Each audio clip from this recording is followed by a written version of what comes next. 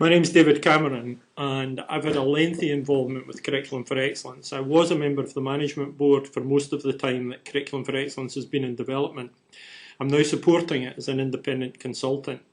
Throughout the time that we've been working in CFE, I've been engaged directly with teachers, with parents, with young people, a whole range of the partners within Curriculum for Excellence, sometimes providing training and support, sometimes working alongside them in implementation. I was Director for Children's Services in Stirling Council, and there I worked directly with our teaching staff and our support teams to try and make sure that Curriculum for Excellence actually made a difference and brought real benefits to young people in Scotland.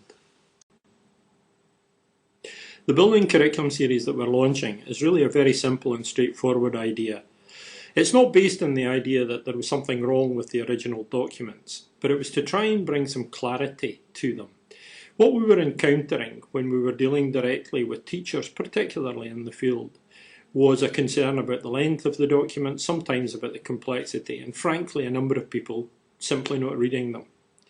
The idea that we had was that we would produce a series of documents based on the originals, which would simply say, what's the purpose of them, what are they about, what stays the same in terms of practice, what's new, what's different, and what actions the schools have to take. And it's really that framework that we think is important about this series. We hope that it'll be attractive, because what it does is it brings big documents, or relatively big documents at least, down to single sheet foldouts, A3 size. So they're portable, they're manageable, and they focus on what is different and what needs to be done.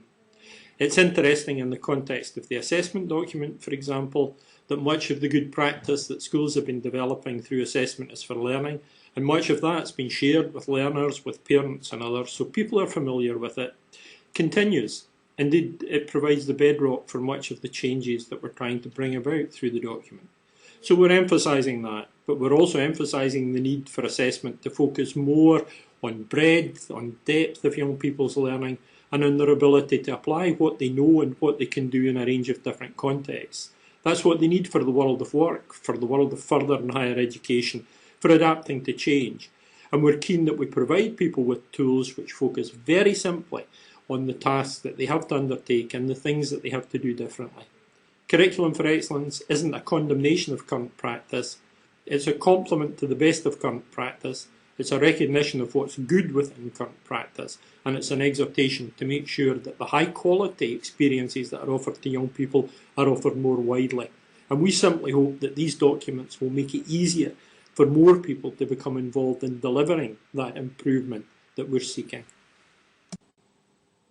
This new website is yet another effort to open up Curriculum for Excellence to further and wider discussion. I think we all recognise that we've kept this change cloistered for too long within the teaching profession, and that was necessary in some respects. If we don't have our teachers on side with us, then we can't make the changes, and if we can't make the changes, we shouldn't be promising them to our partners, to parents and to learners. But we're now at the stage where we need to open up Curriculum for Excellence. We need to hear the voices. And that's what this website is designed to do more than anything else. It's to allow people to make contributions, to raise issues, to ask questions, and to get answers. The attractive thing about the website is that they'll get answers at the highest level, from the Cabinet Secretary, members of the ministerial team, from people who've got a real and genuine influence on how this change will develop over the next few years. We know there are concerns, we know there are anxieties, but we genuinely believe that we need to respond to a changing world, and that Curriculum for Excellence offers the right kind of opportunity for us to do that. We need education that's more flexible. We need an approach that recognises the sheer volume of knowledge and information that there is in the world and helps young people to handle that better. We need to recognise the primacy of learning. It's no longer good enough to give young people knowledge. We need to make sure that they can apply that knowledge, take on board new knowledge and information, understand it quickly and apply it in a range of different ways. That's the nature of the society that we live in. It will be increasingly the nature of the society that we're moving into. We do need to make sure that we offer consistent quality in education, and I genuinely believe that Curriculum for Excellence offers an opportunity to do that. But this website is critical in terms of making sure that these changes are about dialogue, that reassurance is offered where it's needed, that leadership is clearly displayed. But vitally, it needs to offer an opportunity for everyone to contribute, because they're not our children, they're yours.